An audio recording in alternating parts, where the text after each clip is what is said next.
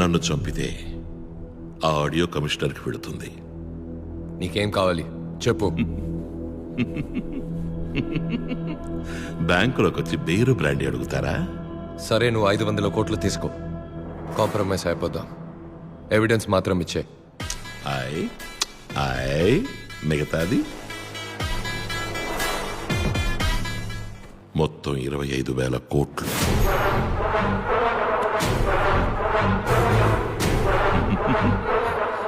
ఏ 25,000 కోట్లు? మర్చిపోయావా? పోనీ గుర్తు చెయ్యనా?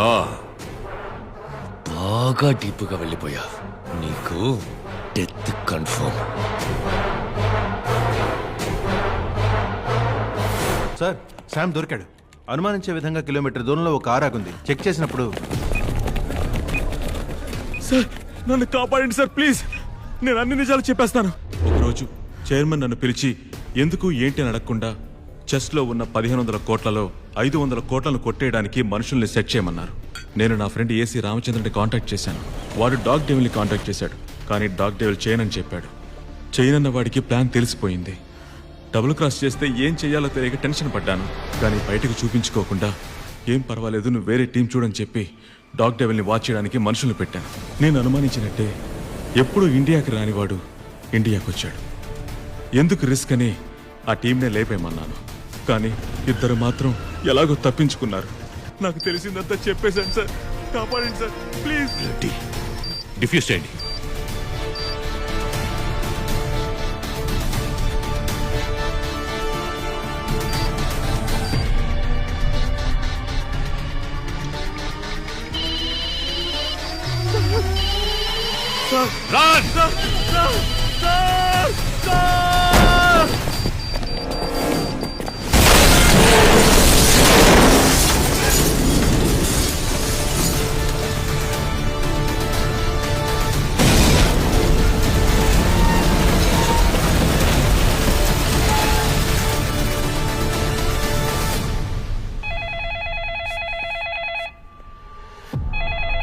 ప్రేమ్,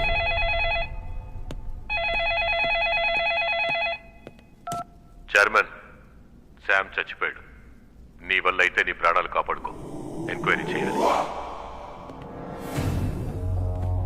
నెక్స్ట్ నువ్వే. షూట్ చేయరా. ఏమైంది? వెళ్ళట్లేదు. డమ్మీ బుల్లెట్ ఎలా పేలుతుంది?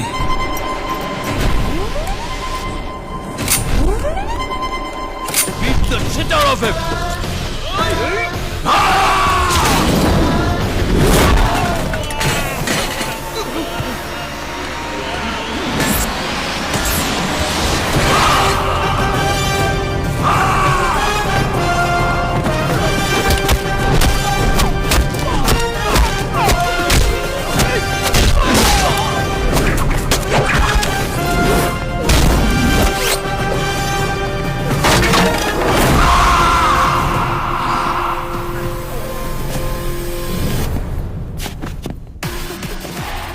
నీ అబ్బా పొద్దున్నాడు ఎవడైనా నాలాంటి కంత్రి గారితో పెట్టుకుంటాడా?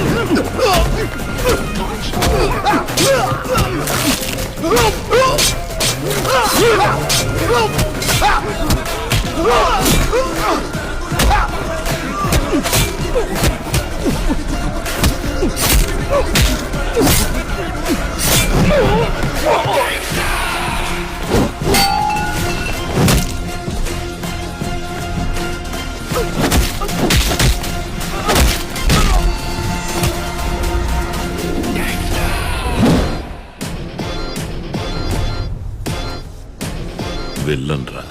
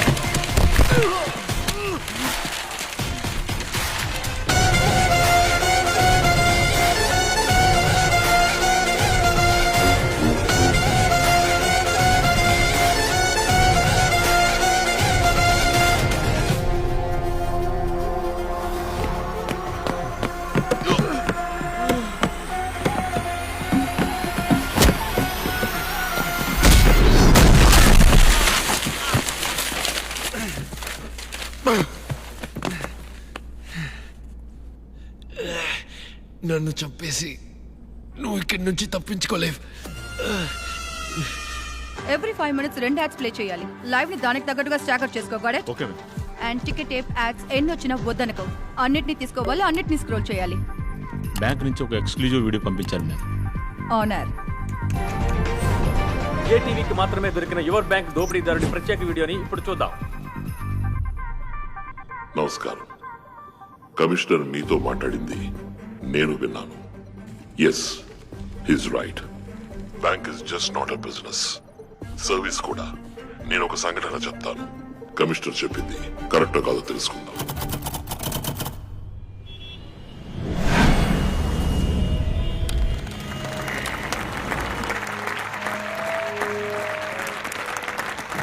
Credit cards, insurance, PL, mediclaim, mutual funds, ఎఫ్డీస్లలో ఎక్కువ కస్టమర్స్ ని పట్టి టార్గెట్ అచీవ్ చేసి ఈ సంవత్సరం best employee of the year award అందుకోబోతున్నది Solomon Marripalem branch, Rishi Huda colony branch, Shahrukh and Vishal MVP branch.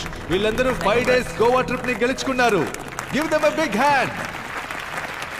మిగతా వాళ్ళు కూడా వీళ్ళలాగే అన్ని ప్రొడక్ట్స్ లోనూ టార్గెట్ ని అచీవ్ చేయాలి. సార్, చాలా మంది క్రెడిట్ కార్డు వద్దంటున్నారు సార్. టార్గెట్ అచీవ్ చేయడం కష్టంగా ఉంది. మురళీధర్, బాబు, కస్టమర్లను బోన్ పెట్టి పట్టాలి. బోన్ మాత్రమే పెడితే ఎలుక పడదు. అందులో ఎండు చేప పెట్టాలి. ఎండి చేప? నీ అన్నదమ్ములైన నిన్ను నమ్మి 50 రోజులకు వడ్డీ లేకుండా నీకు అప్పిస్తారా? మా బ్యాంక్ ఇస్తుంది అని చెప్పు. క్రెడిట్ కార్డు తీసుకోండి సార్, అవసరం వస్తే వాడుకోండి, లేదా ఓ మూల పడేసి ఉంచండి చెప్పు. తప్పకుండా తీసుకుంటారు. 50 రోజుల్లో డబ్బు తిరిగి కట్టకపోతే 36% వడ్డీ, వడ్డీకి వడ్డీ. అప్పు 3 నెలల్లో డబుల్ అవుతుంది. ఇవన్నీ చెప్పొద్దా సార్?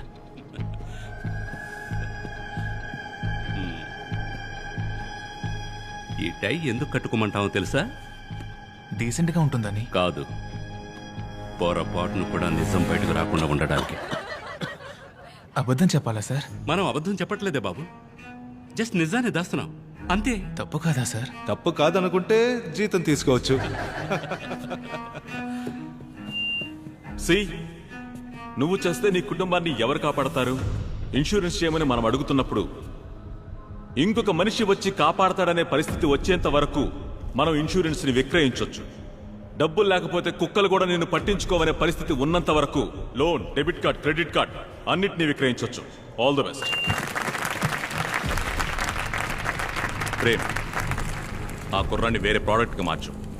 అందులోనూ పర్ఫార్మెన్స్ లేకపోతే తీసేయి. Yes sir. Goa trip, incentives, gift coupons అని బోలెడ్ అన్ని ఈసోప్స్ ఆఫర్ చేయి. అప్పుడే మనం టార్గెట్ రీచ్ అవ్వగలం. Done sir. టార్గెట్ టార్గెట్ అని చావ కొడుతున్నారు. ఏంట్రా మామా, ఎందుకు డల్గా వస్తున్నావు? పిఎల్ క్రెడిట్ కార్డ్స్కే దిక్కులేదు, ఇందులో మ్యూచువల్ ఫండ్స్కి మార్చేశారు. అవన్నీ అప్పర్ మిడిల్ క్లాస్ వాళ్ళు కదరా. మన బ్యాంక్లో ఎవరెవరి అకౌంట్లో డబ్బు ఉందో లిస్ట్ ఇచ్చారు. అయితే ఇంకేం మామా, లిస్ట్లో ఉన్న వాళ్ళతో మాట్లాడు. Next year best employee award మనం తీసుకుందాం. గోవా టూర్కి మనం వెళ్దాం. నమస్తే సార్, నేను రిలై మ్యూచువల్ ఫండ్ నుంచి మాట్లాడుతున్నాను. నేను చెప్పే మ్యూచువల్ ఫండ్లో మీ డబ్బును ఇన్వెస్ట్ చేశారంటే 4 ఏళ్లలో మీ డబ్బు రెట్టింపు అవుతుంది. రిటర్న్స్ 25% వరకు ఉంటుంది సార్. రెట్టింపు అవుతుంది. మీరు ధైర్యంగా ఇన్వెస్ట్ చేసి కాలు మీద కాలు వేసుకొని కూర్చోండి. ఈ ఇయర్ బెస్ట్ ఎంప్లాయీ అవార్డు అందుకోబోయేది మిస్టర్ కవిన్ సీతమదార బ్రాంచ్. 3 బ్యాంకులు అధిక అప్పులిచ్చి దివాళా తీసే పరిస్థితిలో ఉండగా your bank relay mutual fund సంస్థ దివాళా తీసినట్టు ప్రకటించారు. 5 లక్షల కోట్ల ప్రజల 25,000 కోట్ల రూపాయల పరిస్థితి ఏంటి? సిబిఐ విచారణ ఆరంభం. న్యూస్ లో ఏదేదో చెప్తున్నారేంటయ్యా? ఏమయ్యా, నిన్ను నమ్మే కదయ్యా డబ్బు పెట్టాను. నేను మీ బిడ్డలంటోడిని, నన్ను నమ్మి వెయ్యండి అని చెప్పావు కదా.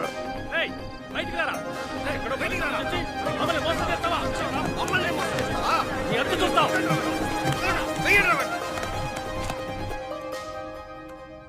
అవేం పట్టించుకోకుండా నీ పనేంటో నువ్వు చూసుకో.